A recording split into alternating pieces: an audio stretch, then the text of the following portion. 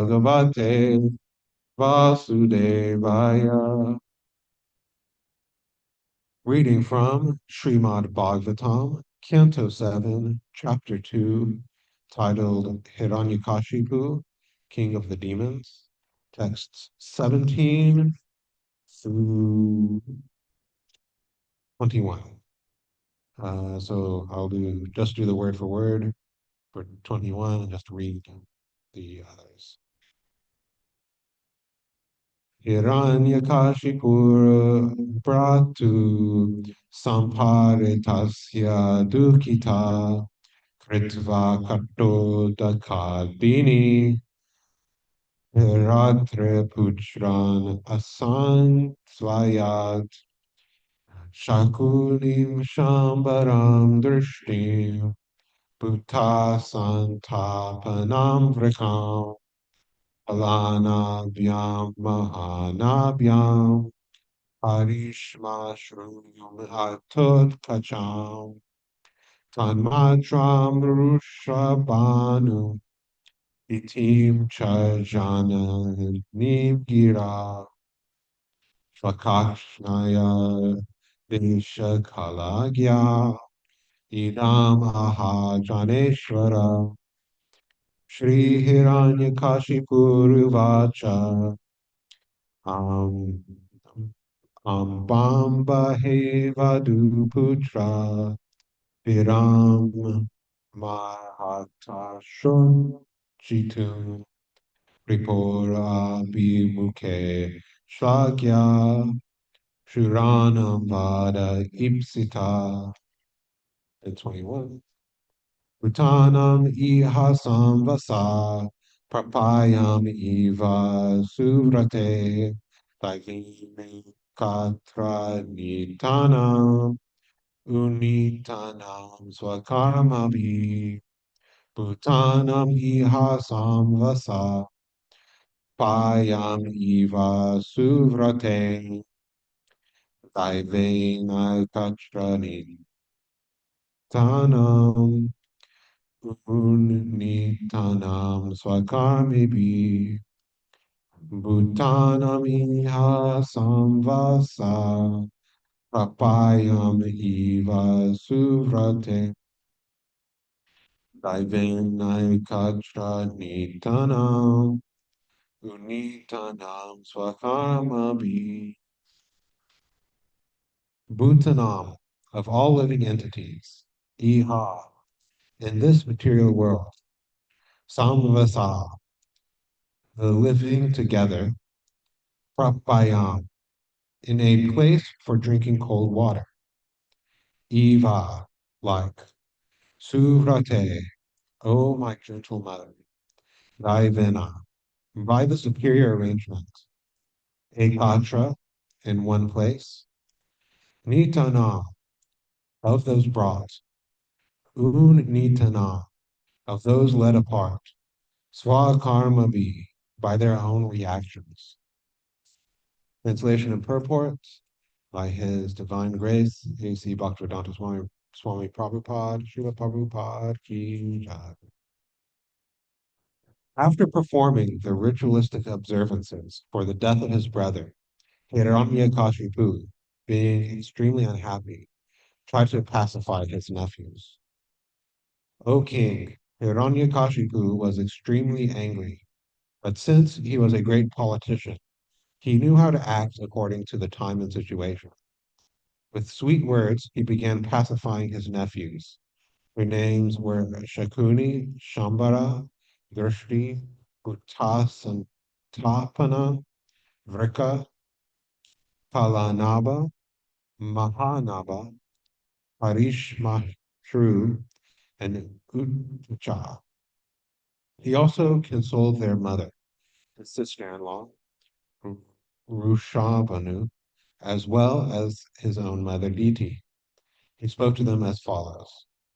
Hiranyakashipu said, My dear mother, sister-in-law, and nephews, you should not lament for the death of the great hero, for a hero's death in front of his enemy is glorious and desirable. My dear mother, in a restaurant or place for drinking cold water, Many travelers are brought together, and after drinking water, they continue to their respective destinations. Similarly, living entities join together in a family, and later, as a result of their own actions, they are led apart to their destinations. Report. Prakrite kriyamanani gunai karmani sarvasha ankara vimudatma payantam iti manyate. The bewildered soul, under the influence of the three modes of material nature, thinks himself the doer of activities, which are in actuality carried out by nature. All living entities act exactly according to the directions of Prakriti, material nature, because in the material world we are fully under a higher control. All the living entities in this material world have come here only because they wanted to be equal to Krishna in enjoyment and have thus been sent here to be conditioned by material nature in different degrees. In the material world, a so-called family is a combination of several persons in one home to fulfill the terms of their imprisonment. As criminal prisoners scatter as soon as their terms are over and they are released, all of us who have temporarily assembled as family members will continue to our respective destinations. Another example given is that family members are like straw carried together by the waves of a river. Sometimes such straws mix together in whirlpools, and later, dispersed again by the same waves, they float alone in the water. Although Hiranyakashipu was a demon, he had Vedic knowledge and understanding. Thus, the advice given to his family members, his sister-in-law, mother, and nephews, was quite sound. The demons are considered highly elevated in knowledge, but because they do not use their good intelligence for the service of the Lord, they are called demons. The demigods, however, act very intelligently to satisfy the Supreme Personality of Godhead. This is confirmed in Srimad Bhagavatam as follows.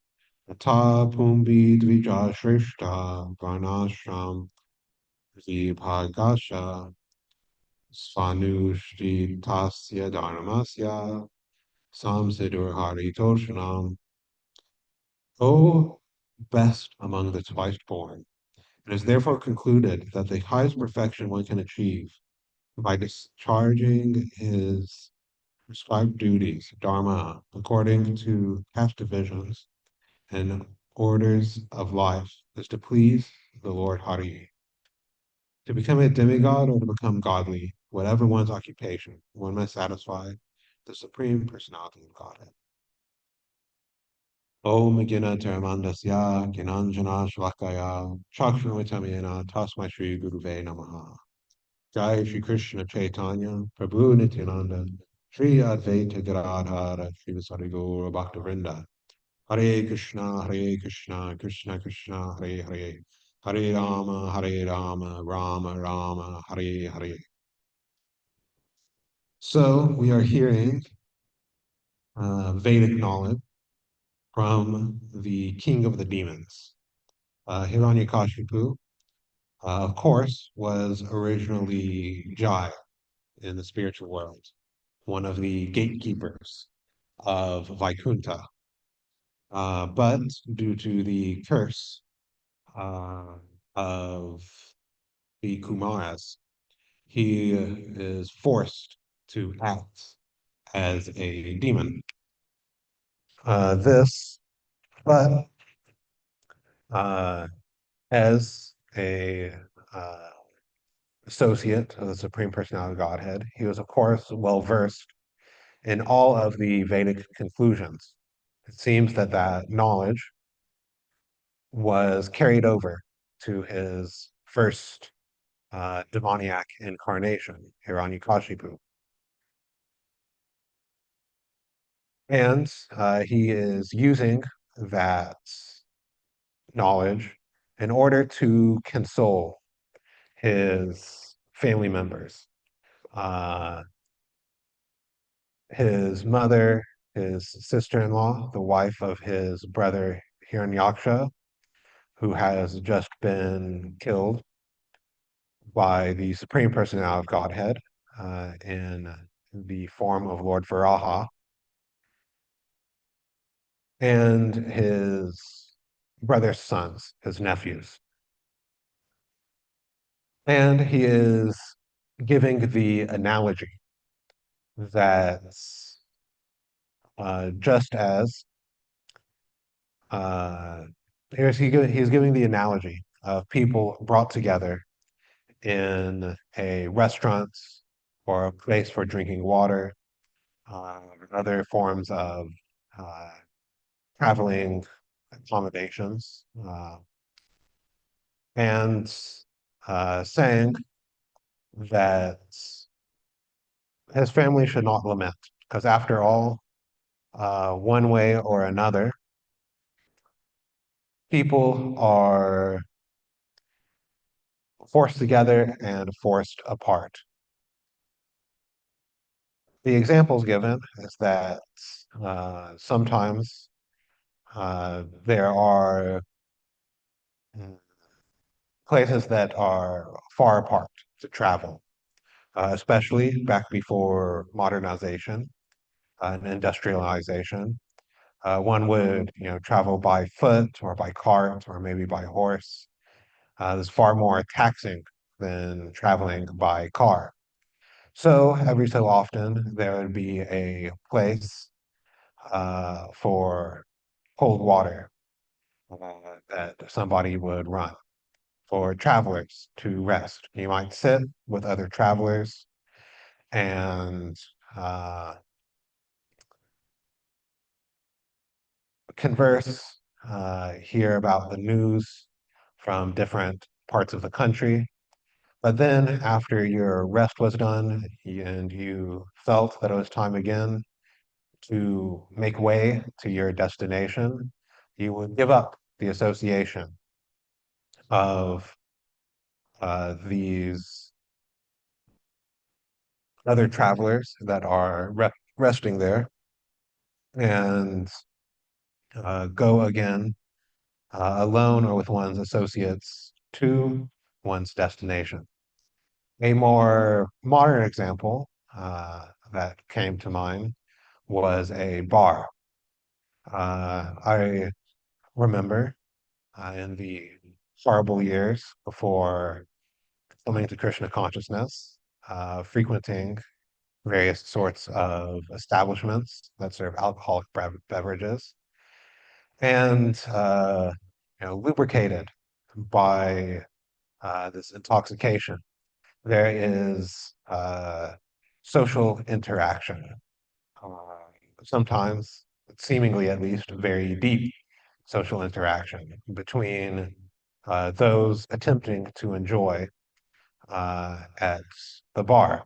You would sit next to somebody and get into sometimes a very deep conversation with them.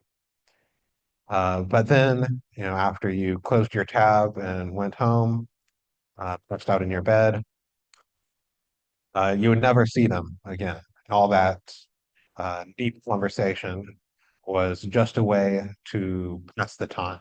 You came together, had a seeming, seemingly deep connection, and then afterwards, it is quickly severed.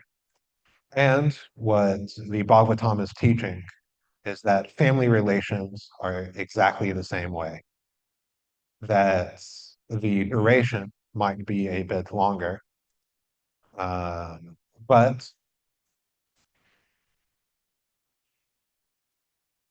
it is the same, that you come together for a time, maybe share some uh, emotional uh, friction together, some emotional exchanges, but then eventually are separated by either distress or death or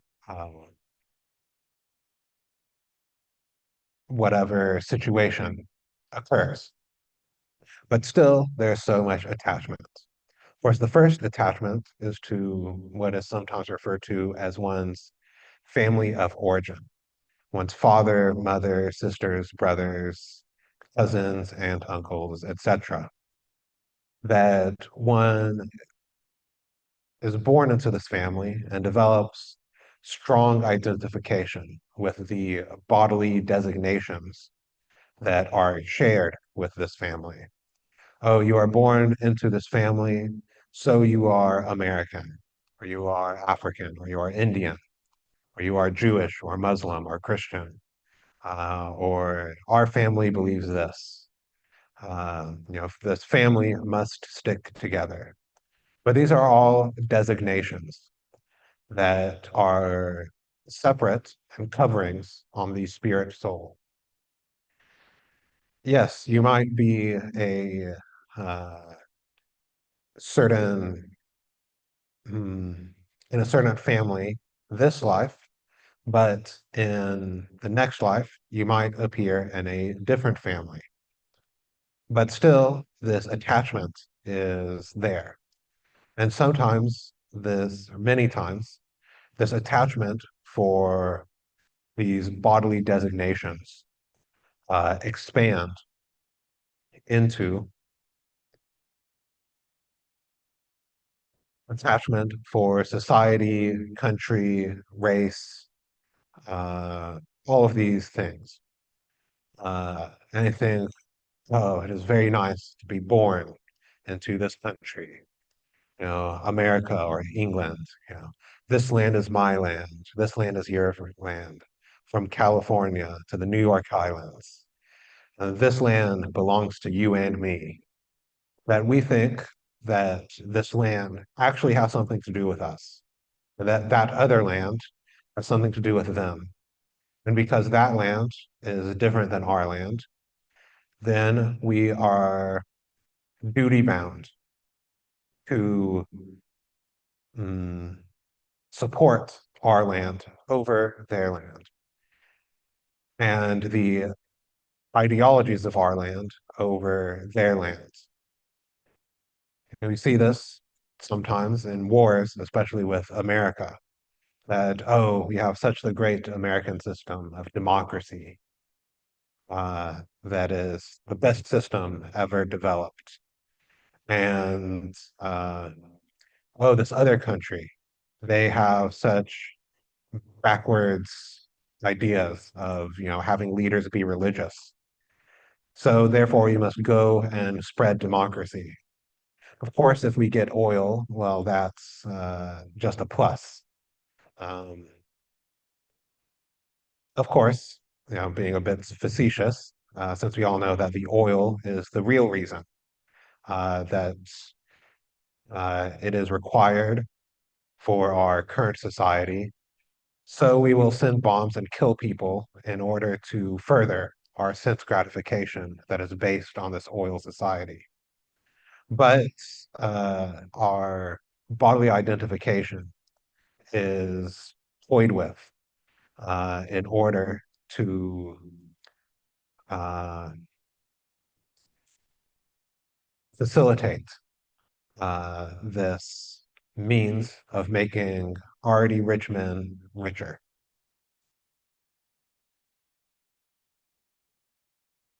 But even within this society, it is not guaranteed that one will be born within the country again and again. If one is constantly meditating, oh, those people over there, they are our enemies, then one might be born there because where the consciousness is absorbed at the time of death, one attains that form of life. So, somebody is meditating on that country is my enemy. I have to defeat that country. I have to defeat that country. They may be born there. Or if they are uh,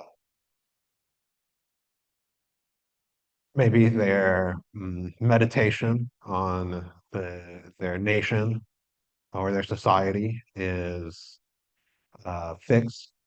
Then they may be born that uh, in that country still because of their attachment, but there's no guarantee that they will be born as a human. Uh, somebody who, for example, is very attached to America might think, oh, very nice. I'll be born in America again in my next life. But would you like to be born in America as a cow or a pig? It's very, very uh, much a suffering form of life. Uh, so, this family that we are born into gives us so many designations that actually we should give up. Uh, that we think that mm, the end all and be all, or that our duty is to stick by our family no matter what.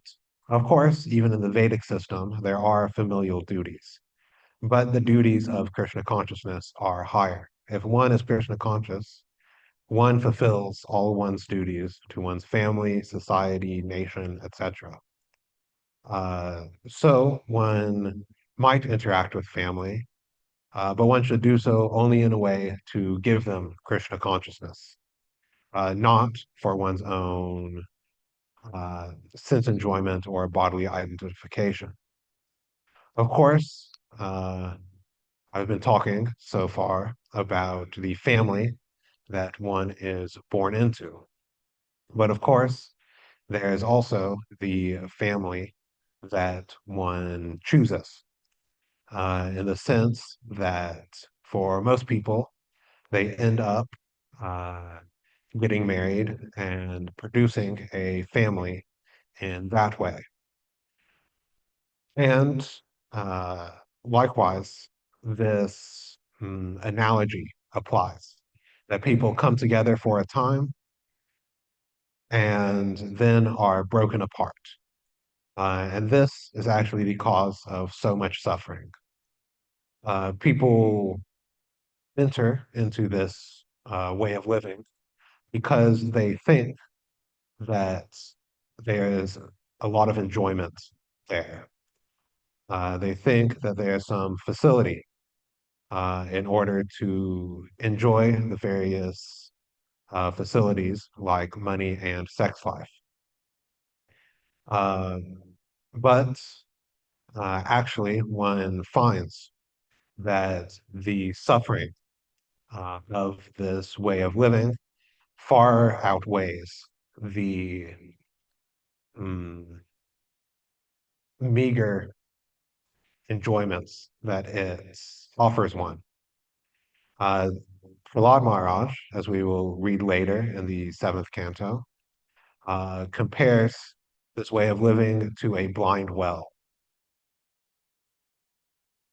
For those who don't know, I don't know if the phrase is necessarily that well known that we don't have wells anymore so much, but a blind well is one that has been covered over, that may be grass or dirt or some other shrubs or something. I've covered over the well so that you cannot see the opening. Likewise, this meditation on the objects of the senses that one has a license to enjoy in family life cover over the uh, difficulties and anxieties of that way of living. And ultimately, and of course, even during one's life, or even during one's prosecuting of that way of life, of actually engaging in that way of life, there are so many difficulties. But ultimately, there is also difficulty by separation. Uh, Many times, in these days, this separation is done by divorce, even among devotees, which was, of course, not something that Prabhupada wanted, but causes so much distress for both the partners involved and especially for the children, who basically have their way of living ripped out from under them, um, overnight, seemingly in some cases. And even if one sticks together through one's life, then eventually one is separated at the time of death. That one's family attractions, whether one's family of origin or the family that one creates in family life, one eventually must lose them to death or calamity or estrangement or so many other ways of uh, experiencing the distresses of that way of living. But um, one can always focus on higher consciousness. If one develops attachment to Krishna, one will experience a relationship in which there actually is no end. All material relationships, whether family, employer, employee, uh, ruler, subjects, husband, wife, etc., will all come to an end. Uh, as it is said in the purport, we are bound together for the terms of our imprisonment. And then we are moved along to our next destination, which might or might not be uh, with the same people, or even if it is uh, with the same people, might not be a favorable relationship. It's described, Parva describes in some purports that mm, sometimes that one living entity causes so much distress to another living entity that uh, the one who has been put into distress takes birth as the parent of his tormentor in their next life, in order to more effectively pay him back for the suffering caused in a previous life. So even if one does stick together from one life to another, one might not want that sort of situation. But if one is attached to Krishna, one never has to give that relationship up.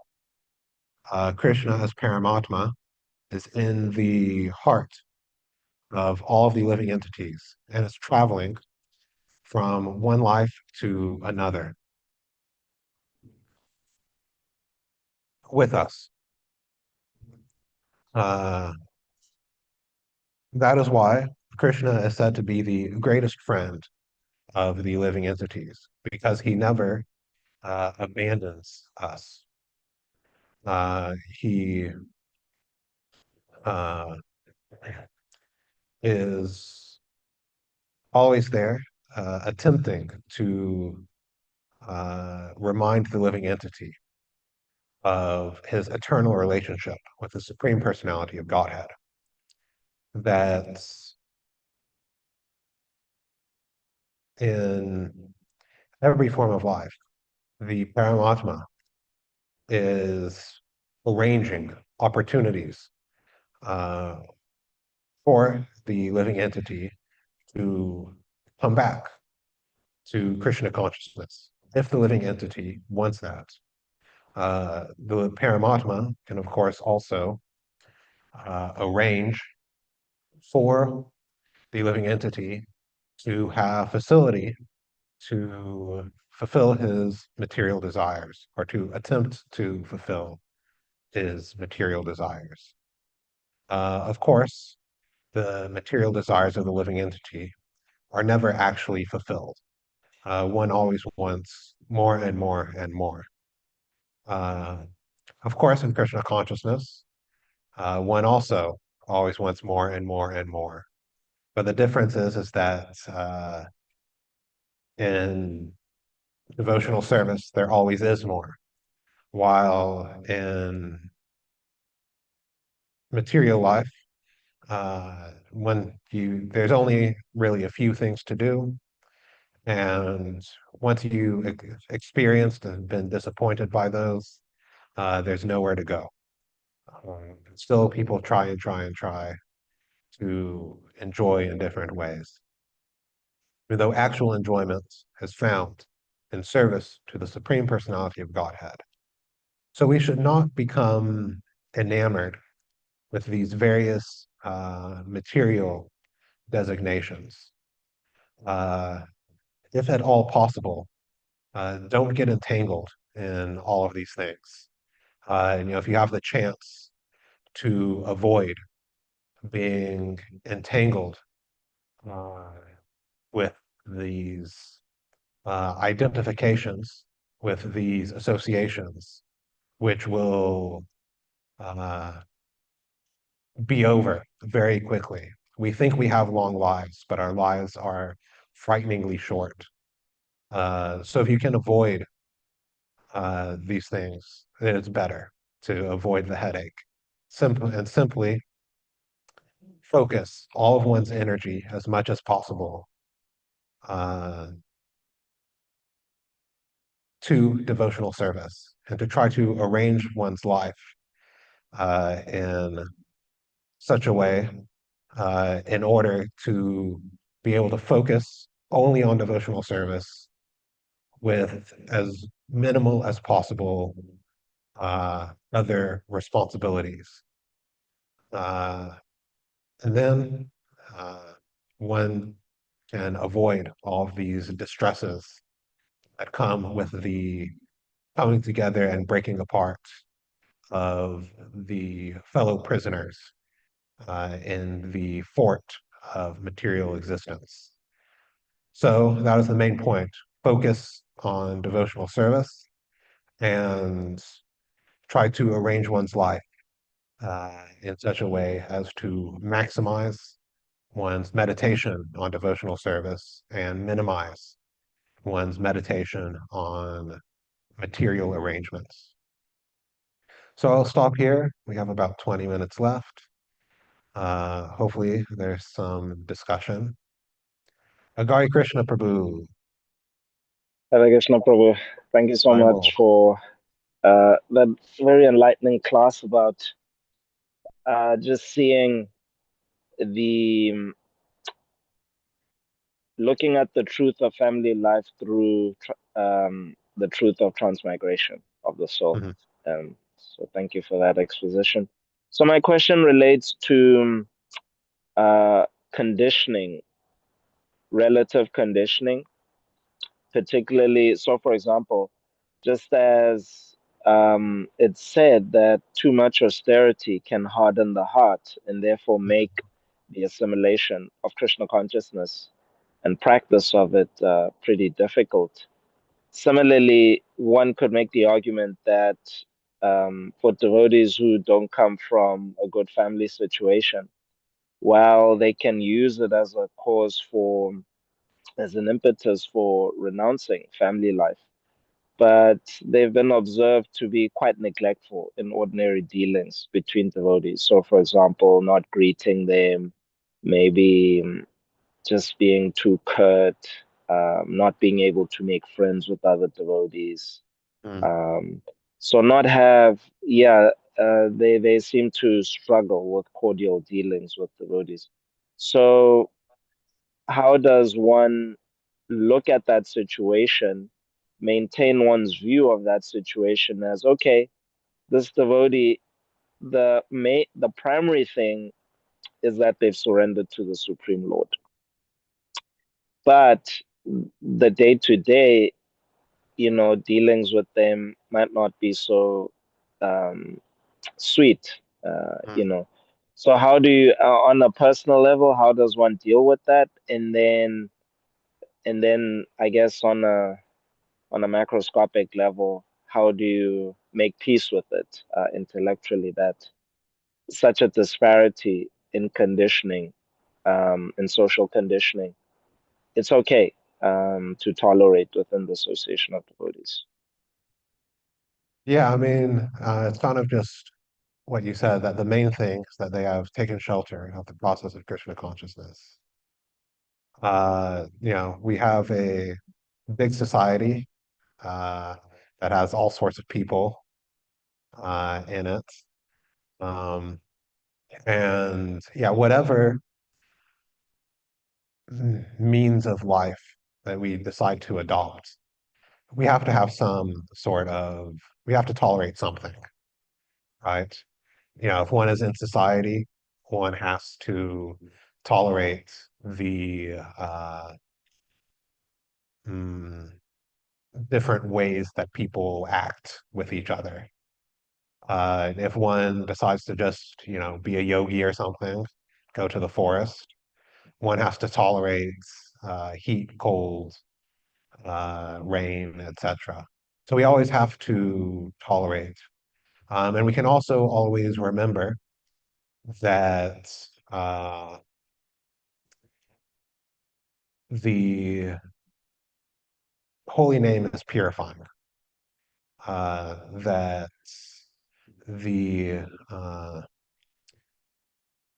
if there's any actual discrepancy, then the holy name, if one is actually taking shelter of chanting it, will purify one's uh, consciousness. And then also one can recognize that, we can recognize that people are very good devotees. They've taken shelter of the process. Uh, that, we can recognize that they are very elevated personalities, but that doesn't necessarily mean that we have to associate with them so much. Uh, you know, Different devotees still have, different mentalities, different ways of doing things. That's personalism. Uh, and, we don't disrespect devotees who are not like us. Uh, but that doesn't mean we have to, get into uh, like so much back and forth with them, or think like, oh, I need to interact with them in this way, or something, right? If somebody has, more of a curt or laconic nature, uh, then that might just be, the way that they are. Uh, and, somebody who is maybe more talkative, for example, might be better off looking for other talkative devotees to talk with rather than those who are more tight-lipped. So hopefully that answered the question. Yeah, it does. Thank you. Hmm. Kishore Mataji. Thank you so much, Hari Krishna Prabhu, Kalsuru Prabhu, for the insightful class, very instructive class, and kind of affectionately scolding class. Uh, I have a question. Mhm. So the question is that, okay, you said that your class was much focused, and that is pertaining to your ashram, Yeah. which is understandable. avoid Avoid getting entangled, which is 100% true. I'm not denying any word of it at all. Mm. Avoid getting tagged in with your fellow prisoners, because you're going to take on a lot and the time and energy will be wasted. What is your instruction for the people who are already in it? Okay, and also the part two is Krishna says in Bhagavad Gita, I think it's fourth chapter, verse 9, maybe, Vitaraga Bhaya Krodha. Manmana Bhavashriya, like whoever takes shelter of me, not being attached or frustrated or angry or fearful. Vita, free from raga, attachment, bhaya, krodha. Vita, raga, bhaya, krodha. Raga, bhaya. Yeah, not free from attachment, fear, and anger. Whoever takes shelter of me attains perfection. So to me, it sounds like, okay, I'm not gonna get entangled in the family life. Is it because it's fear? I'm fearful of it. Is it because it's too entangling, or is it because I will get uh, angry at not at getting frustrated of not being getting my needs met? Or is it because I have a higher taste of devotional service, and I will get all my needs of being attached or in that contempt? So these are my two questions. Like, what is your instruction to people like me who are already in it? And if somebody is not going to be in it, are they not going to be in it because of the three factors that Krishna is saying avoid, or because something else? Thank you. Hi, thank you. So to the first question, what to do for people already in it? I would say generally, just do the best you can, uh, make the best use of it. Of course, you can't necessarily, once you've entered into that way of living, you can't just give it up, right? You have responsibilities, you have children that require guidance and care. As far as these specifics, I am the wrong person to ask about that, uh, to ask advice there. We have some very elevated householders in our community, including some on the call, uh, that as far as the specifics of what to do to advance in Krishna consciousness while in family life are far better people to talk to than me. So, to the second question about, uh, I guess one could say, positive reasons versus negative reasons to avoid family life. Uh, Actually, it's both. Uh, so, um, because in a certain sense, and one could say that trying to avoid Maya is also trying to attain Krishna, in the sense that they are not necessarily separate endeavors. That one can see, yeah, this family life, so much anxiety, so much mm, uh, headache, better to avoid.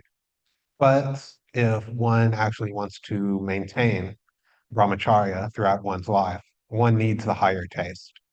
One needs actually to engage in uh, devotional service with regular potent sadhana, um, study of the scriptures.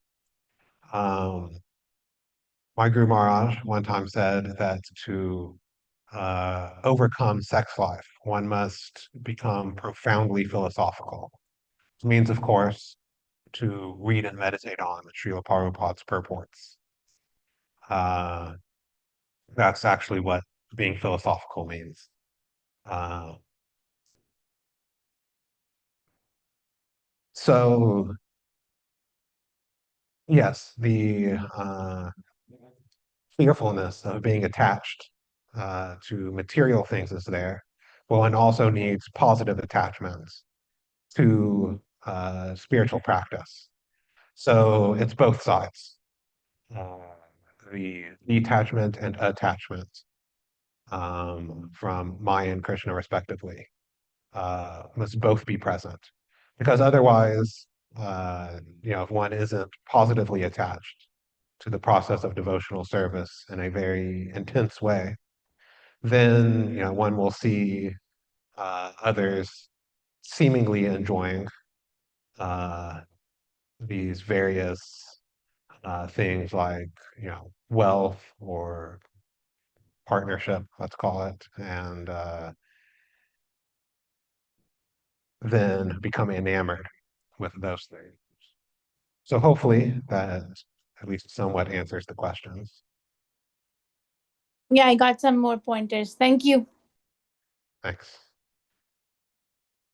All right. Any other questions or comments?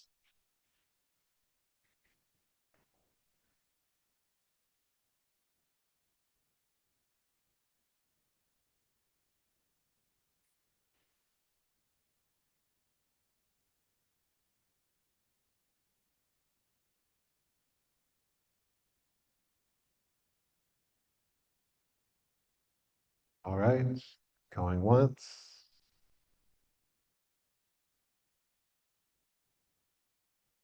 Going twice. Oh, Madhupan Leela. Hare Krishna Prabhu, thank you for the nice class.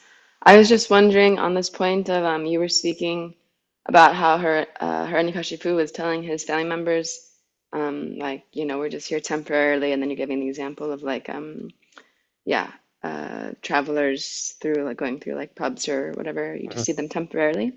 So I was wondering if in dealings with like I notice sometimes like new devotees have this, or even sometimes older devotees also have this mentality that's like with your family when you go visit them or you have to interact with them, taking on this mood of like, we're only temporary, so I'm not going to give you attention, I'm not going to care for you, like just very like you're a materialist and it's very different and I don't want to get entangled, so I'm not going to deal with you or in a very pleasant way.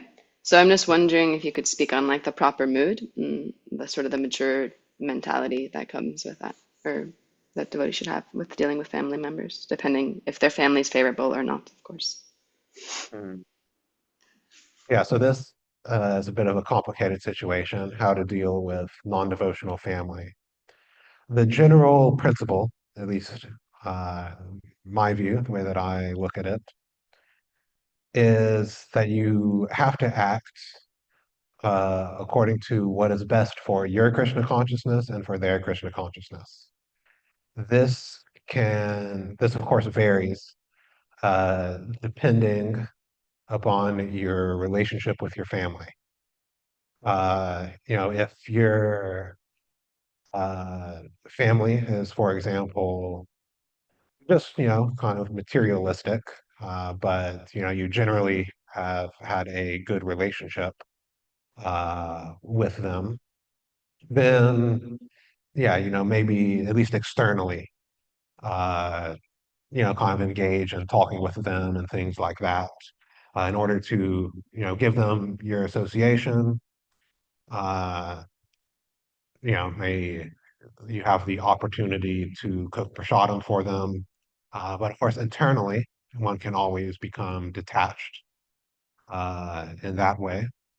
Of course, sometimes people have less than favorable uh, family situations, even from a material point of view, which can become great disturbances just to general peace of mind, let alone Krishna consciousness, both for your Krishna consciousness and your family's Krishna consciousness. In that case, it might be better to minimize or even completely give up one's association with one's biological family. But in the general case, uh, it is recommended that one can, externally engage in these things, engage in social interaction with one's family, even though internally remembering the words of Hiranyakashipu in this verse. So hopefully that is some uh, guidance or some clears things up some, or maybe muddies the waters more. All right, so virtual thumbs up. So any other comments or questions in the last few minutes?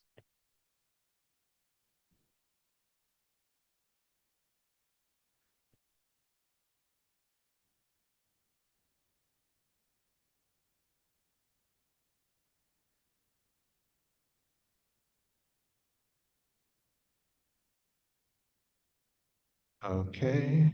This is a difficult verse to be given to a new brahmachari in town, you know. But you did a good job. Thank you. I mean, you just repeat. I don't think it's that difficult a verse per se. Uh, yeah. One can learn these things by hearing, or one can learn these things by experiencing. And it is far better to learn by hearing. Less headache.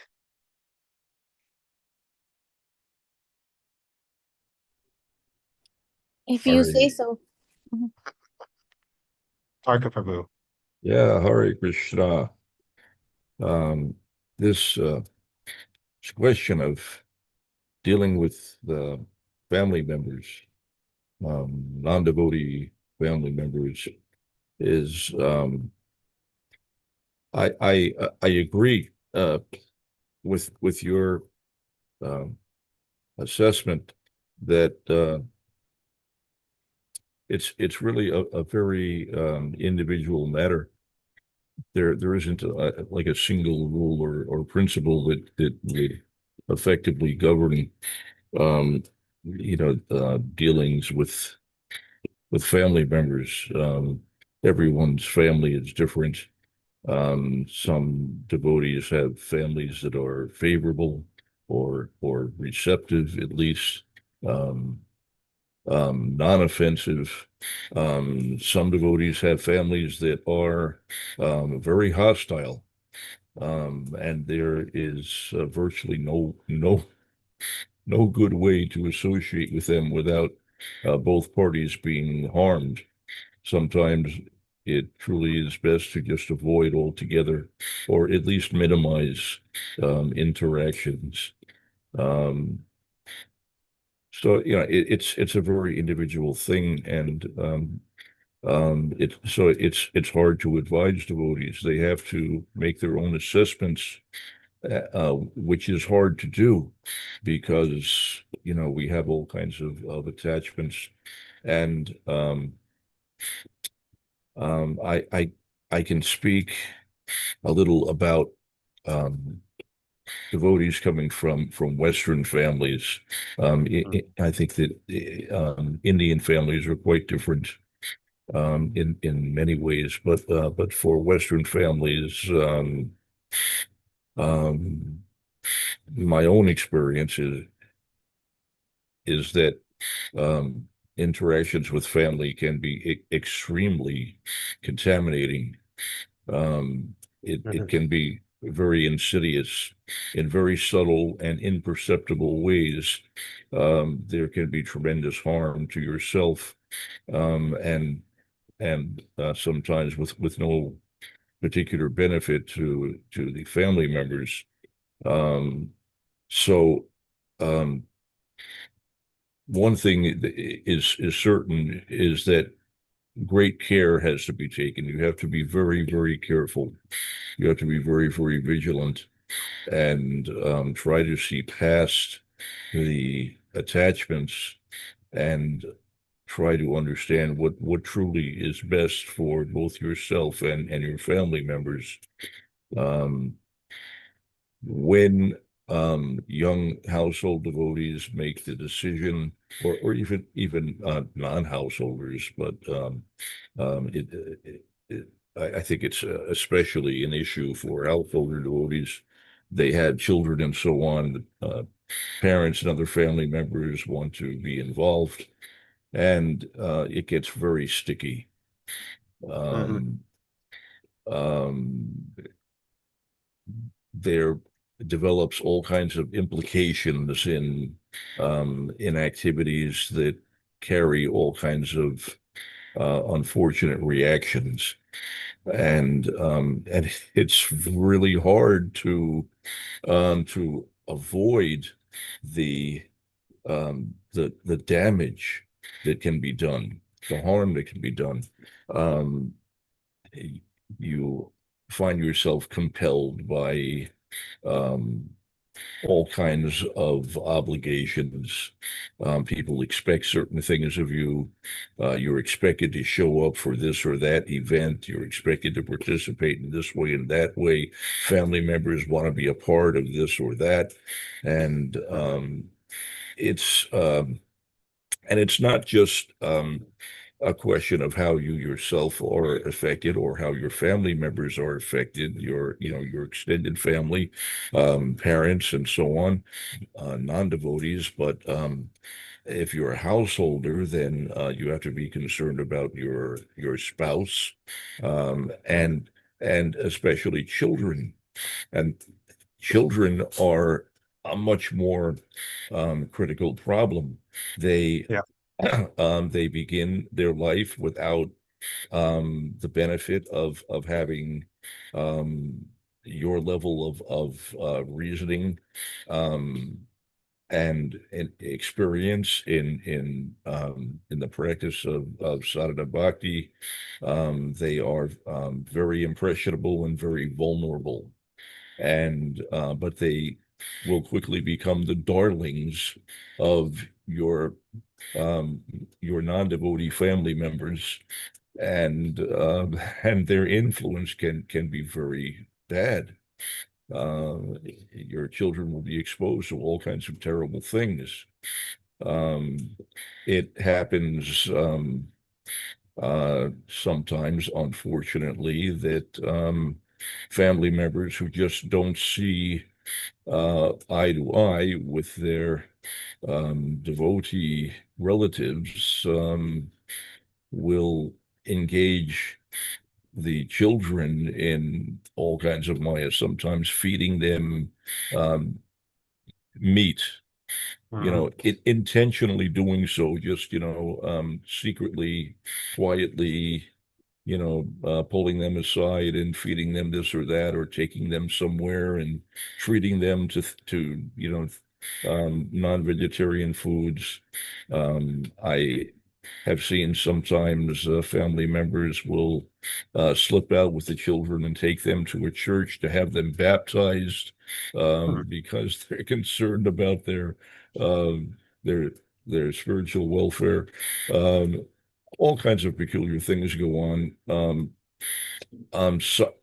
In some cases, children are subjected to abuses, sometimes um, victimized by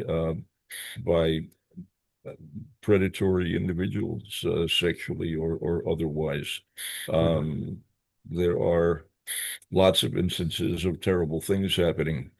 And it's hard for parents to be sufficiently vigilant to completely protect their children at all times when they're around family members and um, sometimes in family get-togethers. There are many people, there are many things going on, there are many Yeah. distractions, and it's very hard to be on top of what's happening with your children at every moment. Um, so there's a lot of issues to consider. It's a huge subject matter, and it's completely different for every individual. You have to make your own assessments, but my advice is to be extremely careful, because it is insidious in the way that it can do harm. Um, um, Devotees tend to get drawn into things that they later regret. It's just sometimes we think, well, I can engage my family a little bit this way and that way. I can expose them to some positive things. I can have a positive influence on them. they have some money, I can engage them in that way. You know, they're attached to me, so I can leverage their attachment to engage them in various ways. Sometimes it's just not worth it. Absolutely not worth the negative effects. No matter, you know, how much you're able to engage them, um, and benefit yourself or the movement or try to benefit them. Sometimes it truly is not worth it because the troubles that arise are so serious. Um, we don't have time to go into the details of examples of how that happens, but I can assure you that there are legions of devotees that have really bad experiences dealing with non-devotee relatives. Yeah. Um, you know, it's a fundamental principle to avoid the association of non-devotees, and but we don't want to offend or alienate our relatives.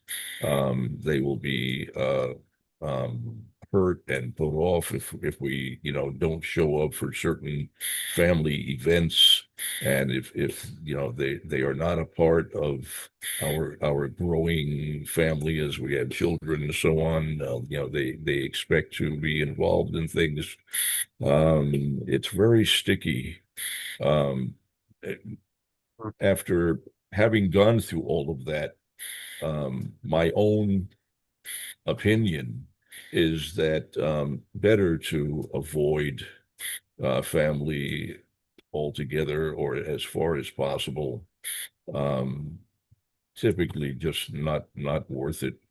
Um, You know, I've tried to do what I could to help my family members to benefit them in some way, and I think that was positive for them. But I think that in the course of trying to benefit them, a lot of harm was done to myself and my immediate family members. Um, the association was very poisonous and had a terrible and broad-ranging effect. Um, Lots of reactions, very bad and not worth it. In my final assessment, I would say it was not worth it. So um, anyway, people have to make their own judgments about these things. Um, you can't really advise someone one way or another, but um, other than to say that you have to be extremely careful, really careful and extremely vigilant. And you know, there are maybe some general guidelines that would be helpful, you know. I in my family, you know, getting together over a meal was always a traditional thing and expected at certain times. I refused to participate in those things. It was terrible for my children. Hmm. Um, my relatives could not understand, you know, why um, um, we would not want to participate in a traditional Thanksgiving dinner, for example, over, you know, a dead turkey. Um, you know, why? It's a wonderful thing. Why would you not want to participate in that? You know, Right. okay, you know, if you don't want to eat the turkey, that's okay, but you know, but why not be there? And you know, so I'm having to explain to my parents, you know, for my children who have, you know, no experience of meat eating from their birth, you know, to sit around the table while you're carving up and ripping apart some dead animal is like a horror movie. It's traumatizing. It's terrible. It's a terrible experience for them. For you, it's joyous, but for us, it's a literal nightmare. It's a Yeah. terrible thing. And you're going to give these poor children nightmares. What do you think they're going to think of you? You want a nice, loving relationship with your grandchildren, but they're gonna be horrified by what you're doing. Um, there's so many things you can go on and on, but it's very, very sticky. You get involved in the slightest way, and it's like flypaper. You get sucked in more and more and more obligations are created. Your family members become more and more attached. They want to see the grandchildren. They want to see you. They want to be involved. They want to enjoy your children because non-devotees see children as an object of sense enjoyment. Um, they think less about the responsibility of raising. They're not thinking about raising children in Krishna consciousness. They're thinking about how can I enjoy this child. So they want to take the child out and expose them to all kinds of new things that they think are harmless or enjoyable or even educational for the child, but actually can be harmful from our perspective. And so, there are innumerable uh, uh, points of contention between the devotee and the non-devotee relatives, and it's so extremely troublesome having to deal with all of these things, trying to protect your children. Very, very troublesome, extremely troublesome, and you know, non-devotees will just not understand, no matter how you try to explain to them. In many cases, it just won't register. They just take offense, and they become angry with you, and more problems arise. And oh my God, it just goes on and on. Very, very sticky, very sticky. It's, flypaper. It's really bad. So, but some devotees have good experiences. Some devotees have wonderful relatives. Sometimes they become devotees themselves, or they at least are very respectful and very receptive. So it's a very individual matter. Uh, yeah, I think it's just important to understand that there's not a single principle. It's not black or white. Um, it's not that, there's a particular way that we should behave or not behave. It's very, very individual, and there's just no other way to see it. That's all I got. Hare Krishna. Thanks again. Hare Krishna. Thank you, Prabhu, for your seasoned perspective. I think, unless there's anything pressing, burning comments, we will end here. Srimad Bhagavatam ki jai.